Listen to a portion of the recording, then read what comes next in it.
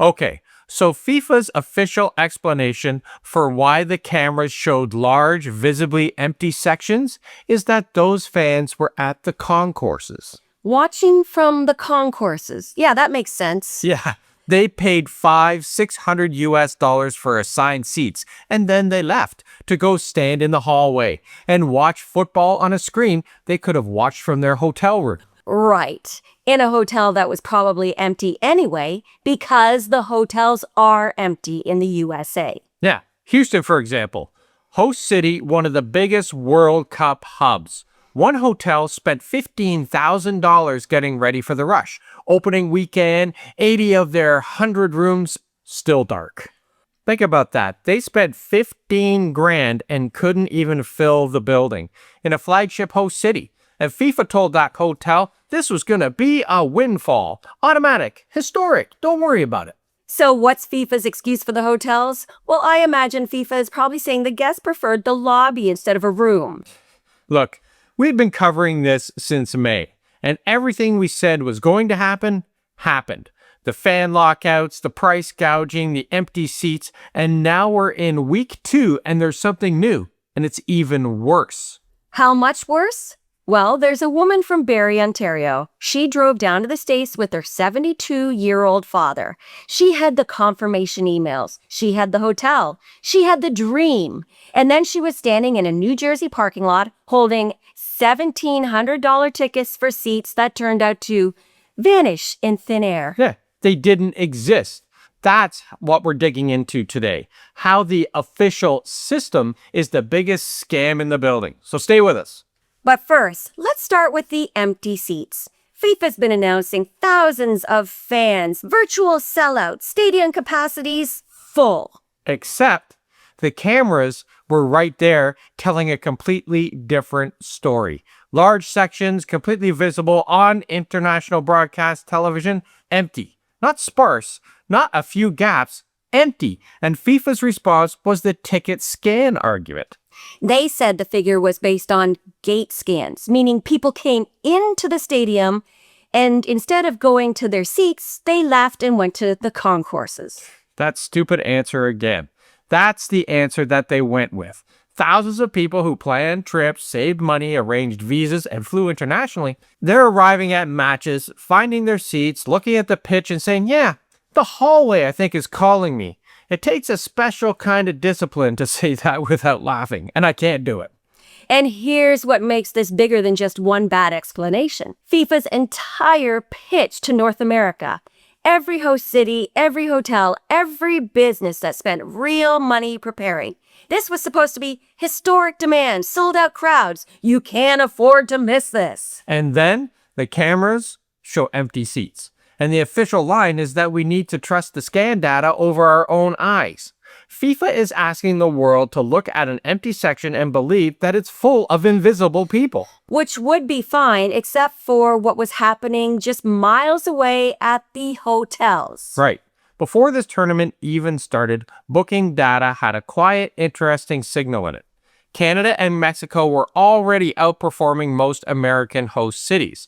That should have been a warning right there that the USA is, well, not the draw that they think it is. It's almost like the world is looking at the price tag, at the baggage that comes with the United States right now and deciding it's just not worth the headache. Look, this isn't just about football. This is a global reckoning. Canada and Mexico position themselves as the reasonable, open, and functional partners. They're handling the logistics, they're welcoming the fans, they're not threatening countries, players, and coaches, and they're actually selling out. Meanwhile, the U.S. side of the bracket looks like it's being run by people who have never actually met a human being before. It's a structural embarrassment. Canada's having a moment, though. We're the adults in the room. We're handling our end, and we're winning the soft power game while the U.S. is just, stumbling over its own feet. Every empty hotel room in Houston is a vote against the current American model. And FIFA, in their infinite wisdom, decided that's the brand they wanted to hitch their wagon to. The USA's disaster zone. Yeah, and it's not just a disaster for the hoteliers either. It's a disaster for the reputation of the U.S. as an international destination. Meanwhile, in Vancouver, Canada, same tournament, same week, bars and restaurants are reporting 20, 30, 40% sales increases. Provincial liquor sales, they're running at $1.6 million above normal, Dave. Wow, that is crazy. And they're actually getting people into the seats. It's almost like it's possible to host a tournament without turning it into a total logistical dumpster fire. So the fans exist, the money is there, and the enthusiasm is real. But something specific went very wrong with the American host cities. And it comes down to the same thing underneath all of it: dynamic pricing.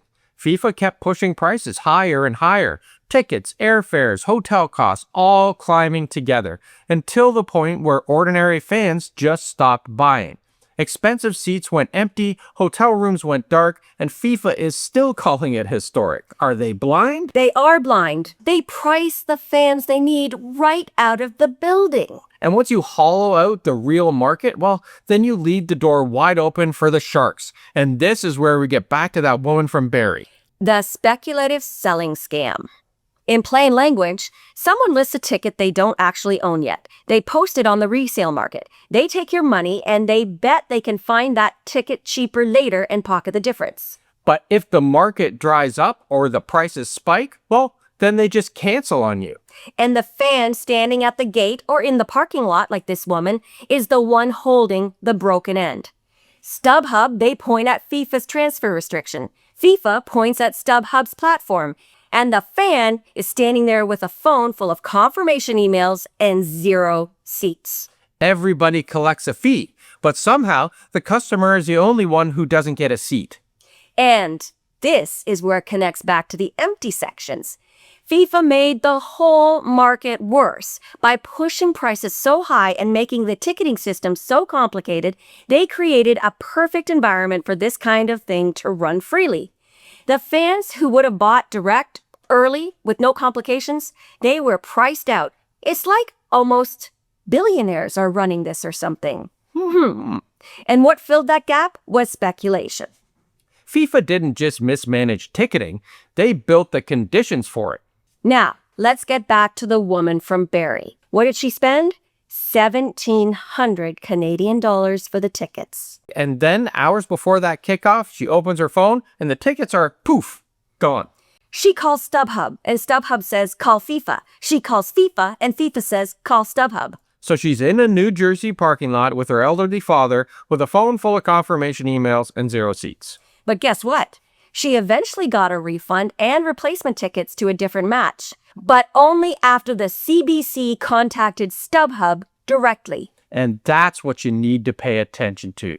She didn't get made whole because the system worked. She got made whole because a television network made a phone call. And without CBC, she's just a woman outside the gate, standing there, holding tickets that don't exist. And this is what says everything about FIFA's priorities. Their resale marketplace, their official safe option, charges 15% from the seller and another 15% from the buyer. So that's 30% on their own platform. So what it comes down to is people weren't buying a ticket, they were buying a promise of a ticket. And when that promise falls apart, the person holding the broken end is always the fan at the gate. Not StubHub, not FIFA, the fan. And here's what's true. The football, the soccer, it's fine. The matches are being played. The goals are going in. Canadian cities, Vancouver is genuinely buzzing. The fans who got there are having a great time. And Canada won its first ever match. Woohoo! And Mark Carney's speech is the most watched victory speech of the whole FIFA tournament. Go Canada, we just keep on winning. Yep. So, the product on the pitch, it's not the problem. FIFA's problem is the gap between the version that they sold and the version that showed up. They sold certainty, historic demand, flawless organization. But what actually arrived was empty seats covered by an explanation that nobody believes, empty hotel rooms and host cities that bet everything on the promise, a woman from Ontario outside a New Jersey gate with her elderly father, and Iran's players sleeping in Tijuana.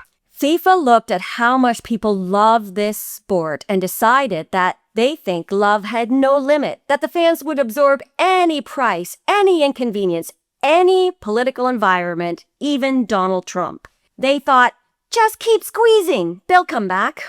Loving football is not the same as agreeing to be financially cornered by the organization running it. Those are two very different things. Gianni Infantino will stand at the podium before this is over. He'll announce historic figures. He'll call it the greatest World Cup ever. And he'll be very, very pleased with himself. And that's the gap here. FIFA's version of this tournament and the version that actually exists. And if you're on the ground in a host city right now in the States, like Houston, Kansas City, New York, or in Toronto or Vancouver, or Mexico City and Monterey, drop us a comment in what you're actually seeing. Because the picture from the official channels and the picture from people actually there, well, they're two very different pictures. And we want yours. So check out the pinned comment below for our Substack where we go in deeper to all these videos. And if you enjoyed this particular video, make sure to give it a like, give it a hype, and share it so other people can weigh in on this as well.